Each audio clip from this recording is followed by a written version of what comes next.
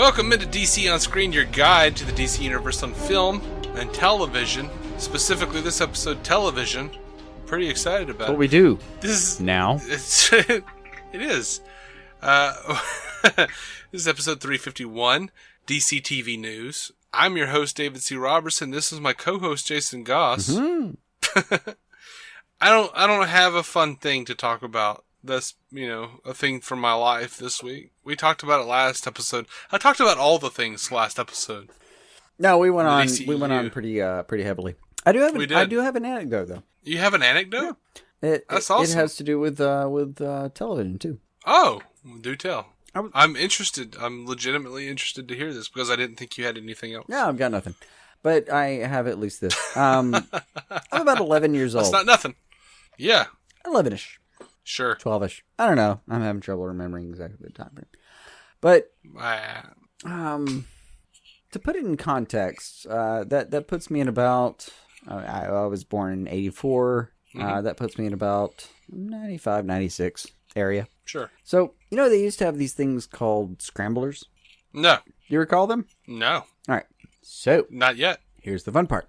Okay. TV was all analog at that time, right? Right. Well, there were scramblers. Okay. So, if you were the kind of guy who, I say kind of guy as though there was another kind of guy, who understood that, like, if you keyed in with your remote, those other channels, like Spice TV or whatever, that had the nudie channels, well, eventually you would probably get a piece of the nudie channel. Oh, yeah, okay. I mean, dear Lord, it was just a matter of time, mathematically. Until I was about 22, I thought that, like, naked ladies were all green and squiggly. No, they were actually human people. I thought that, like, once a woman took off her clothes, she just, like, become this, like, gelatinous, undulating form. Right. Apparently, they're, like, solid matter that is supposed to be, addressed and caressed and whatever. Addressed? Addressed and caressed, Addressed and caressed. Wow, okay. Yeah, it's going to be my autobiography. From 16 to 17. A little hot under the collar. My autobiography from 16 to 17 years old. All right, so okay. We were in this period, though, with way before digital TV. Analog television. And you had scramblers and D-scramblers. Sure. And there were D-scramblers? There were D-scramblers. I had no idea about the D-scramblers. Neither did I. I learned about it one afternoon, and I had 3 of my friends call me and say that they had hijacked their uncle's D-scrambler. Oh. All right. This all happened very fast. I forget which day of the week it was, but it was a weekday. They had hijacked the D-scrambler, and they invited me over on a landline. We were in landline times then. Sure. I think his number was 4068. I'll forgive the first 3 numbers. I know those. Here's the thing. Like, I'm of the age, same as you. When people talk to me about, like, hey, I call him on the phone, I always think of a landline. Yeah. Just period. Like, even today, like, yeah, I gave Jason a call, but yeah, on the landline. Yeah. Like, I'm just thinking, like, of a person picking up a phone with a cord that's all, like, curly. Right. And, right. Like, if you actually happened upon a telephone booth, you could probably make this out. Which, yeah, so, okay, yeah. So you were... Bearing in mind, I'm still of the age that, like, I have dialed a rotary phone in my lifetime. Sure. That has happened. Sure. I called a person by going...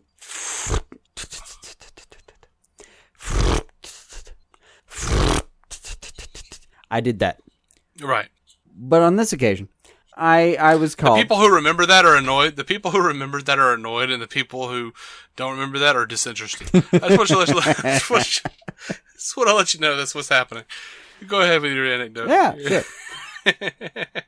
On this occasion, though, I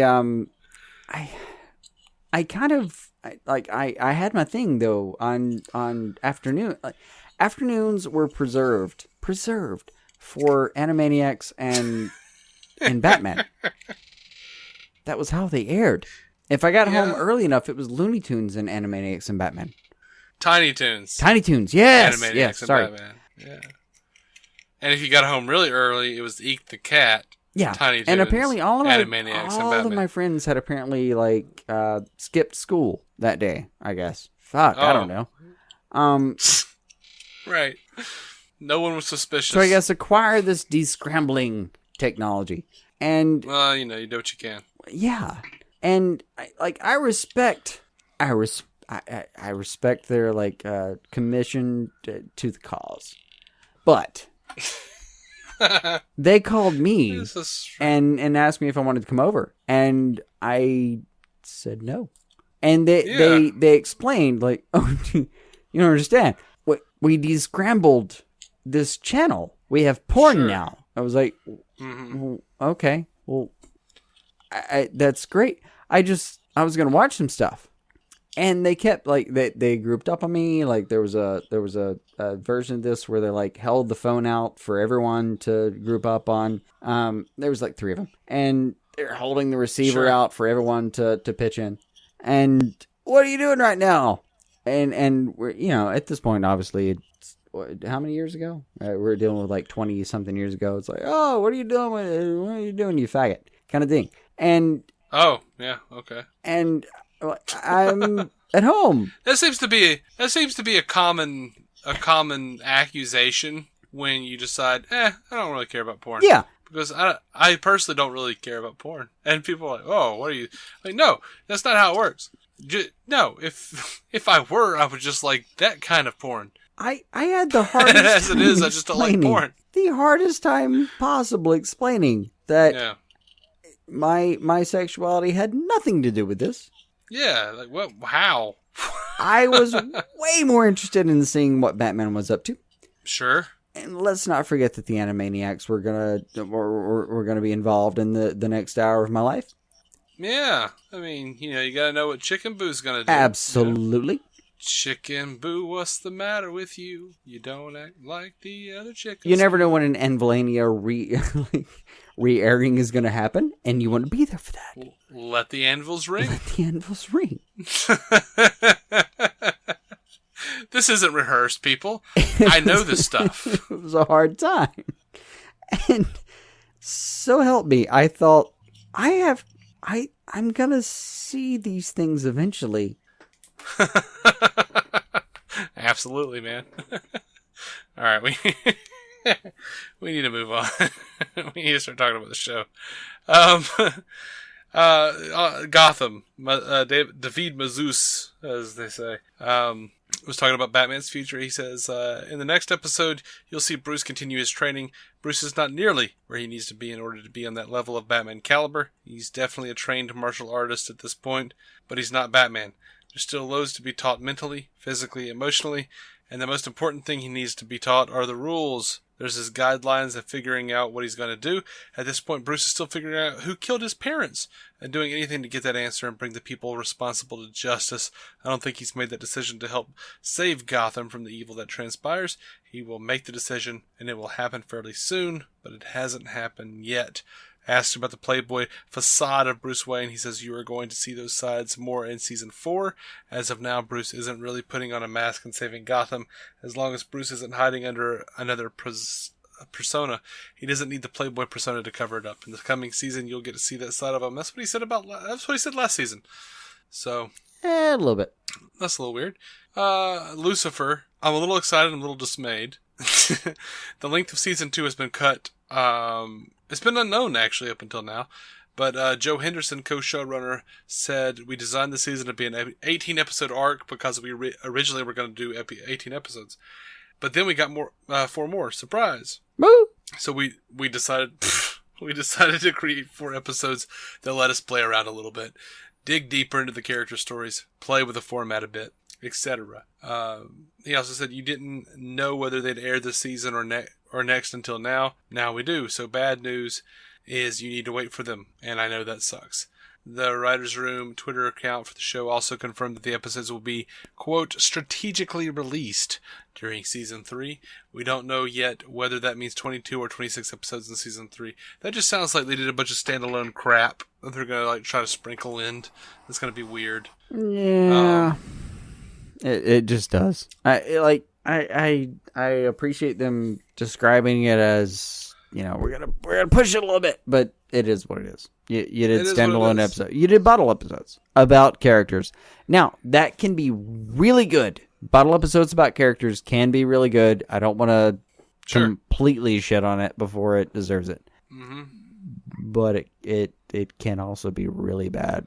It can be really bad when it's forced into a season where it doesn't belong. Like, the writers are a different headspace when they wrote those episodes, so, like, suddenly it seems like the characters are reverting back to a previous incarnation of themselves. Yeah! And not really in line with the storyline, and then all of a sudden, here we are, we're back, and that last episode seemed weird and displaced. That's kind of the worry that you should be feeling if you're watching Lucifer right now, is they wrote these episodes that made sense by themselves.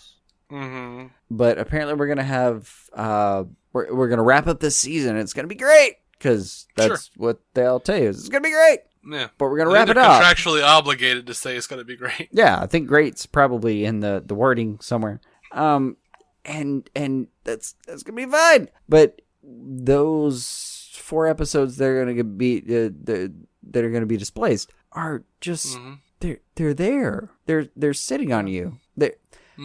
Whatever's going to happen at the end of season 2 is apparently not going to be so dramatic and so displacing that whatever's going to happen in those bottle episodes won't make sense. Are we surprised by this? No. That's worrisome. It is.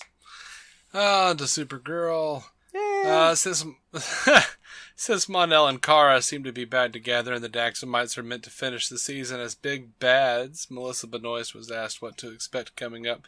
She says, isn't that how things work, that just when you get things settled, some wrench has to fall into the gears?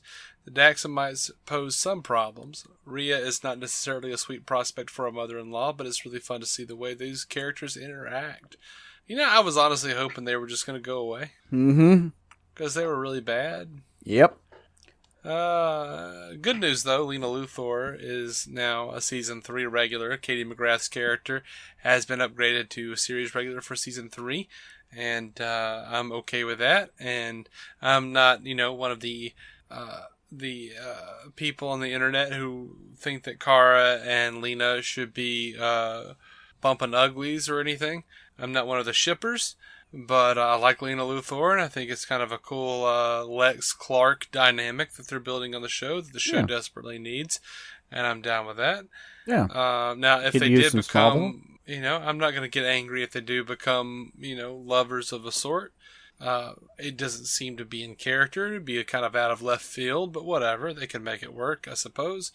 But not really necessarily at all rooting for that. Just to be clear to the shippers out there. So I don't get put on any weird mailing lists.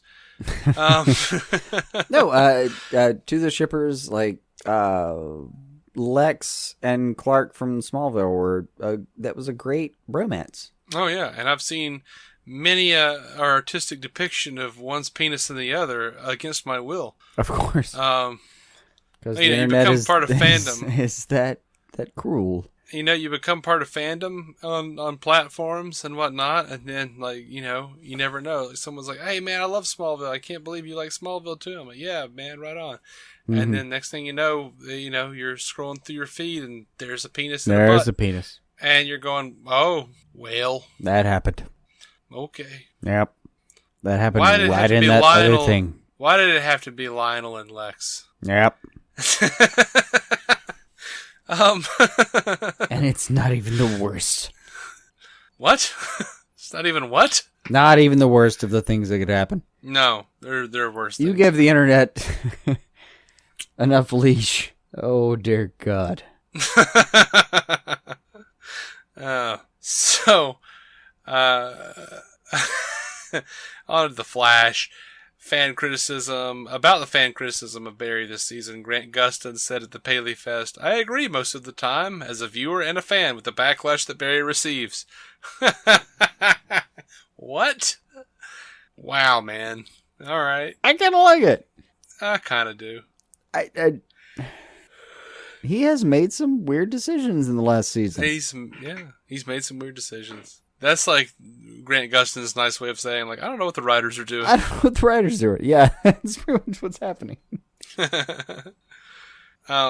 So Candace Patton is saying, I think the relationship aspect of West Allen is going to be on the back burner towards the end of the season, only because they have bigger issues to deal with and more important issues to deal with. You know, they're engaged, they're happy, but any kind of wedding details might have to wait until season 4 if Iris makes it to season 4.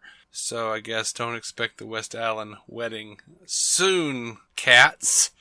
No. Just put away your claws. Andrew Kreisberg was talking about the Flash season finale. He says, he was asked to tease something about the season 3 finale, and he says, you are definitely going to cry, but I would expect nothing less of the Flash. Oh. So you told me nothing, Kreisberg. Nothing I tells you. No, it's no new information, but it is confirmation. It's confirmation of that which we already suspected heavily. Sure. But the inevitable Savitar reveal, Aaron Helbing says it impacts everybody and makes them question everything that they've known for the past 3 seasons. What? That's one of them. There are mind Fs. It lends some Kreisberg's take. credence to the whole HR thing. Yeah, Kreisberg says Because the Barry's 3 going to realize. seasons and whatnot. Sure.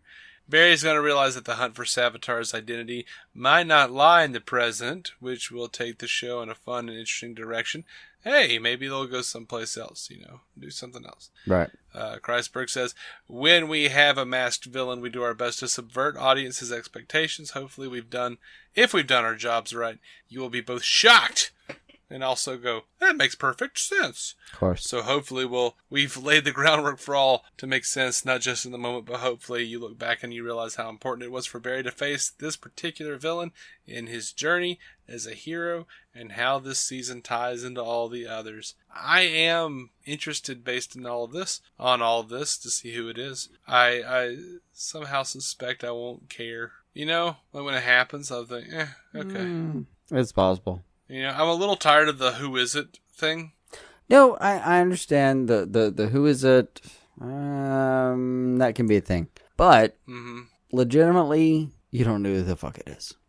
Well, no, but, it can only be a finite number of people. Like, it's only a certain amount of people for it to be a big reveal, because it has to be someone we know. So I don't really give a crap.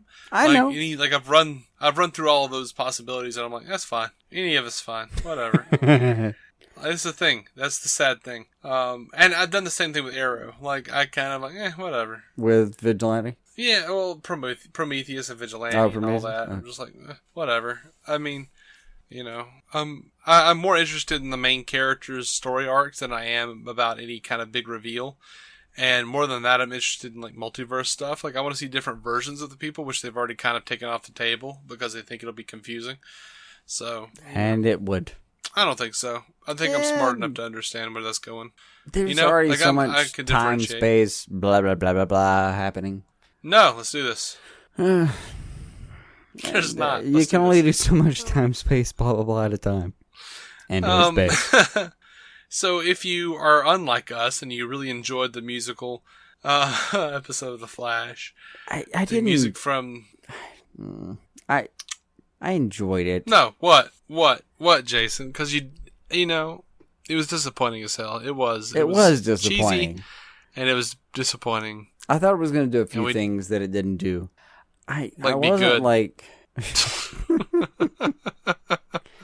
I didn't look at it and think, all right, you son of a bitch, you betrayed me.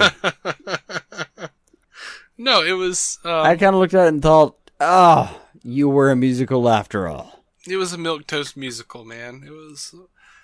Yeah. It was a. It was an exercise of mediocrity as far as I was concerned. I'll give it more than that. No, I mean, an exercise in mediocrity, you can go way below what happened here. It could, but also they still didn't take it to that level where I thought, it was still at the level where I thought you might as well not have done this. I don't know. Based on what I saw, I still felt like it wasn't worth having been done. That's probable. Yeah. No, I can't get behind that.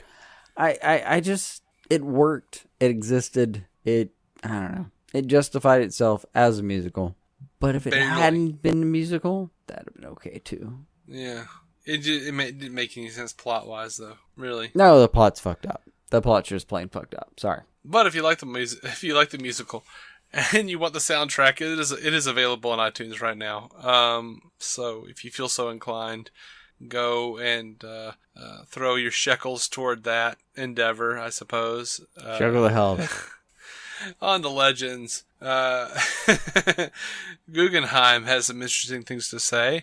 He says, we're going to do the one thing on the show we said we would never do. Well, fancy that. You're a liar once again, Guggs. Oh. Without spoiling too much, clearly they're going to have to do something very significant and break a major rule in order to fix things, which makes me feel like he's really saying the writers are going to have to break a major rule of the show, of the continuity, to fix things, because they've backed themselves into a corner, and now he's trying to make it feel like it's a dramatic decision. But I don't know, maybe I'm wrong. I don't know. It reminded me a little bit of Quantum Leap, where they're like, we're going to have Elvis Presley. Yeah. That was a real thing. Good. Like, they had rules. That's a good call. That's a good call, because they said they weren't going to do famous people, and then they did, like, Buddy Holly, and they did Elvis Presley. Yeah. But, they said they'd never have him, like, become... Anyway, we're not getting into Quantum Leap. Like, actually, that's how we became friends with Scott Madison, is we mentioned Quantum Leap on our show. What's up, One of our Scott? best buddies there. What's up, Scott? How you doing, buddy? With your sexy ass up in there. I don't even know where I'm going with that. I'm sorry. Yeah. Yeah. Moving on. I'm a weird guy. So Guggenheim tweeted out some concept art for Felicity Smoak as a full-blown cape and cowl-wearing superhero intended for the upcoming Doomworld episode. Hopefully it stayed in the show. He said elsewhere, I will call it a surprise crossover. No one knows this because we've kept it under wraps, but there's a surprise crossover moment in the penultimate episode of Legends. He might be talking about Super Smoak. He also might be talking about Katie Cassidy, because I know she's coming somewhere. Sure. In there. Ugh. But it feels like... I'm sorry, did I utter that disdain out loud? I apologize. It feels like Super Smoak is what we're supposed to be looking forward to. I'm like, I know Katie Cassidy's coming. Ugh. Whoops. Oh. I showed my hand. Oh, get ready, though. Get ready, though. Yeah, right? Guggenheim released a grab of an establishing shot of the upcoming Doomworld episode of Legends. The Legion seemed to be operating out of a building that looks suspiciously like the old school Hall of Doom. Awesome. He said, I will say there's an Easter egg. It's more than an Easter egg. It's a little bit more obvious than that, but I think fans are really going to love it. And not necessarily fans of comics. Let's just say fans of cartoons. Oh, man, you are so hard to see through, man. What are you talking about? Who knows what Guggenheim could be referring to? What? Yeah. Oh, man. I can't wait to see what he's referring to, what he could be possibly talking about. Sly Dog? I know. He hides so well. So at the Heroes of Villains Fan Fest, a crowd member asked if Oliver's son would ever find out the truth about his father. He said, if I were a betting man, I'd put money on that happening sooner rather than later. Of course, he also said, I'll never have a goatee. Well, sure. So, Stephen Amell, ladies and gentlemen. He said things, but, He said things that didn't amount to shit. But like his son came up in a recent episode. Yeah, it's relevant now. It maybe. Fingers crossed. I say maybe. Now Guggenheim at Paley Fest said, in terms of talking about Vigilante and who might be behind that mask, he says, we know who it is, but we were kind of intrigued by the idea of having a mystery that led into the next season. Woo! We were excited at the prospect of just letting this play out for a little while longer, and it gives us something cool to do in season 6. I think that's where it comes down. They don't have an idea for season 6 yet. Nope. Anyway, he says, as a general rule, I'm not a fan of mystery characters. Bullshit. Who, when you take off the mask, the audience goes, wait a minute, I've never seen that person before in my life. Okay, well, that makes sense. Okay, I'm probably that part not I can spoiling do anything. Yes. I'm probably not spoiling anything by saying whoever's underneath the Vigilante mask, you've seen that person before. And that part we're fine with. Yeah. It should be Oliver's son from the future. I don't know about that part. Yeah, me either. It just sounds pretty good. On his face, it sounds pretty good. Like, as far as tonally for Arrow, it's a little off. It can roll. I feel like anybody who just watched Arrow would just be like, wait, what? It's fine. Yeah. But we're not there yet. Nick E. Terabay, Captain Boomerang from a few seasons ago, put a picture of himself as Digger on Twitter and asked, who really misses this guy? Because, as you know, what goes around always comes back around. Woo. So I guess this is their first real big, hey, we're going to do something that was also in the movies thing. Of course. Guggenheim on the finale plans, he says, we're not going to destroy the city, Star City. We've talked about that before, actually, on the show. He says, we're not even going to threaten the city. In fact, I can also tell you the finale doesn't even take place in the city. Finally, the citizens of Star City can breathe easily in May. He says you can expect a good number of returning characters you haven't seen in a while, back in the episode. So I would assume Tommy and Roy? No! Tommy? Roy. You think Roy? Yeah, Roy. Not Tommy. Not Tommy? Okay. I'm just as a guess. Well, it's, for some people, this is the time for great rejoicing, and I'll never understand why. I will never understand why. I'm sorry. Please, don't hate us, but Katie Cassidy is returning as a series regular. Season 6. Season 6 of Arrow will once again feature Katie Cassidy. Here we are! Cast. And we knew this was coming. With Katie Cassidy. Didn't stop themselves. This time she'll be Earth 2's Black Siren, who, I might add, has no better acting skills than Earth 1's Black Canary. And Guggenheim also said Black Siren. She's gonna Black Siren it up. She's gonna be appearing in the last 2 episodes of Season 5. I was pretty happy with our Black Canary that we have now. But we got Black Siren! I don't even know what you're saying anymore. I don't know either. We got the Black Sirens! Winnie Miracle was talking about Olicity. Of course, because we can't let Olicity die. I'm willing to let it die. Sure. I didn't mind it. I wasn't one of the people who were like, get rid of Olicity. But, I'm not one of the people who are like, Oliver and Felicity are they everything. Having the sex anymore? Theirs is a forever love. Yeah. It's actually a quote from Buffy. Anyway, Felicity is going to continue to go darker and go further into this world of Helix, and when everything comes to a head, she's going to need Oliver in a way that she hasn't in the past 15 episodes, i.e. sexually. No, I don't know. Guggenheim said when we broke them up in season 415 last year, we always had a plan. Of course you did, you liar. Why not?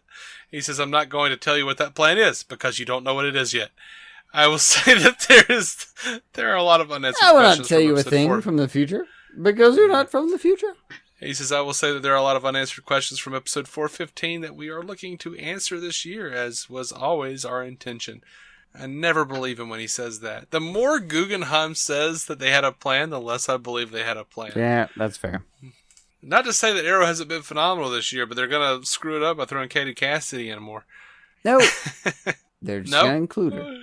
They're just going to include... Okay. Just going to include that thing.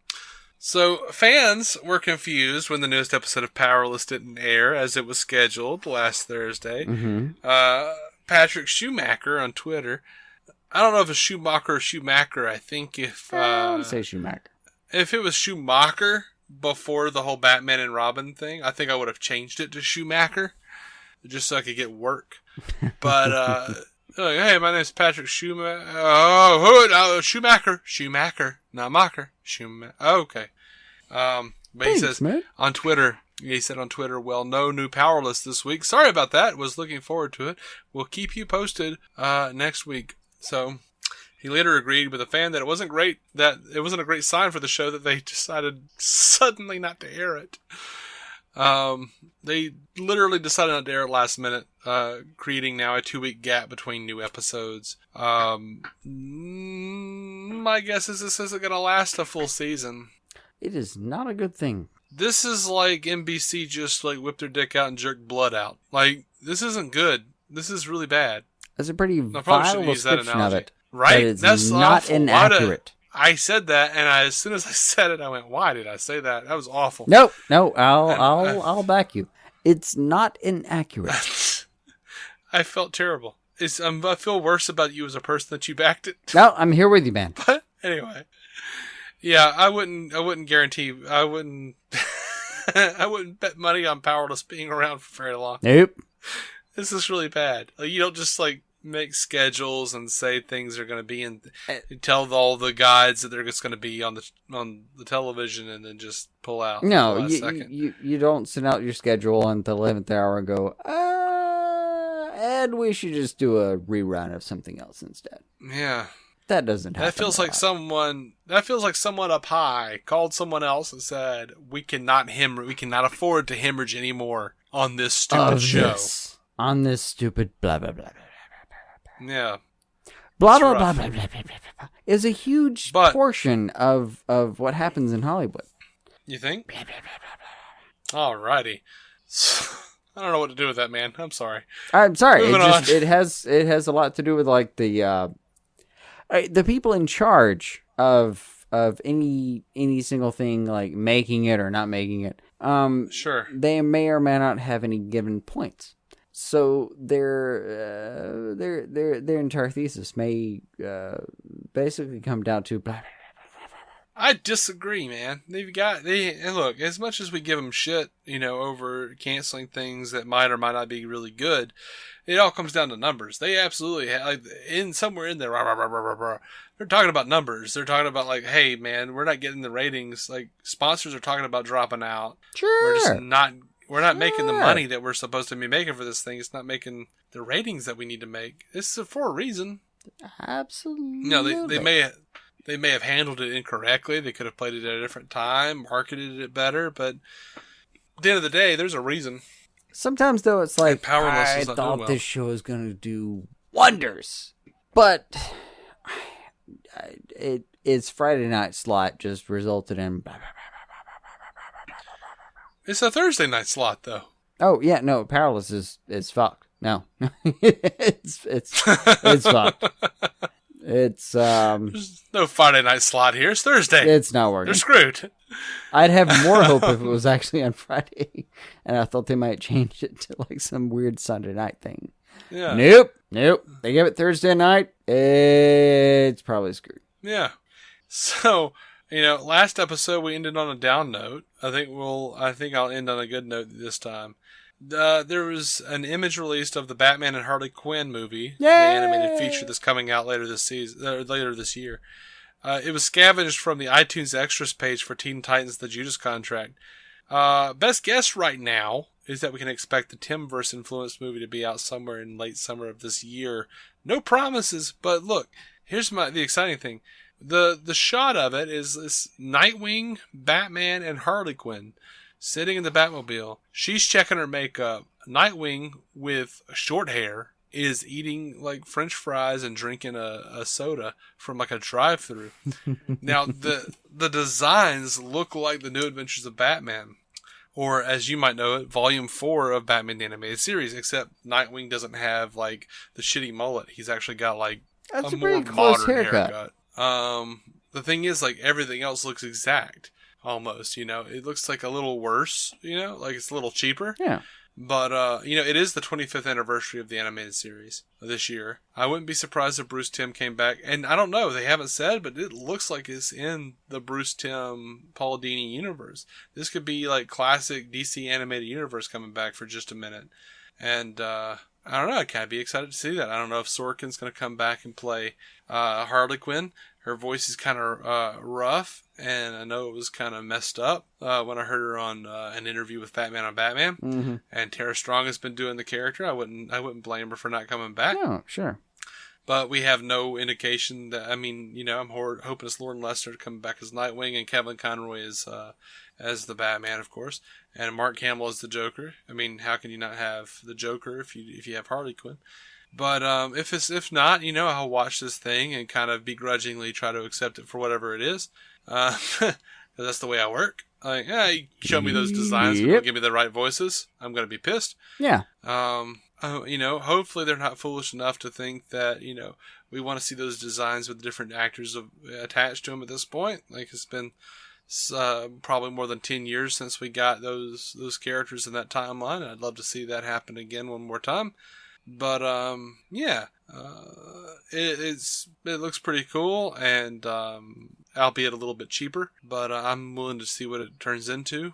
hopefully it's something. Yeah. Really good. I'm down. I'll have it on my shelf no matter what. Of course. I have Superman Brainiac Attacks on my shelf. And, as we all know, that's a load of shite. Yep. So, Yep. Anyway, that's all I've got. That's all I've got for the week. That's it for DCTV. You have anything? Nope. Let's call it. All right, cats. This is DC On Screen. You can find every episode at dconscreen.com. I don't know what that was about. Whatever. You can find us... I really don't know what that was about. DC On Screen, one word, for the Twitter, for the Instagram, for the Facebook page. And, GiantSizeTeamUp.com. Giant Size Team Up Network is, the network we're a part of. We're also members of the Batman Podcast Network. And, let me think. You know what? I'm going to throw another pitch in. Eli Oppelders stealing the remote. He makes his mom watch movies and then they talk about him. It's pretty delightful. It's a kid from the Netherlands, and they do speak English. Pretty fantastic English. Probably better English than we speak. Probably. And they are unabashedly un-American. Like, they have real anger towards America. And it's kind of weird, and it makes me feel strange. But, they don't hate us personally, so I'm good. So it works out. Yeah, a little bit. I don't know. So you guys should definitely go check those guys out and support that show, because it's an amazing show and it's really fun.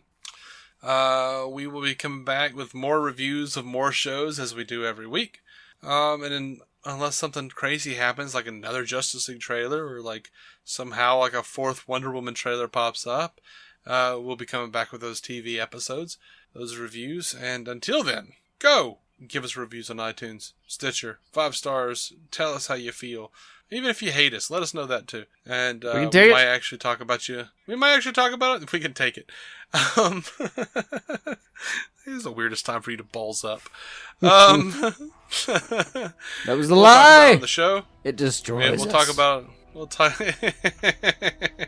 but we'll talk about it on the show and make fun of you like it didn't bother us at all.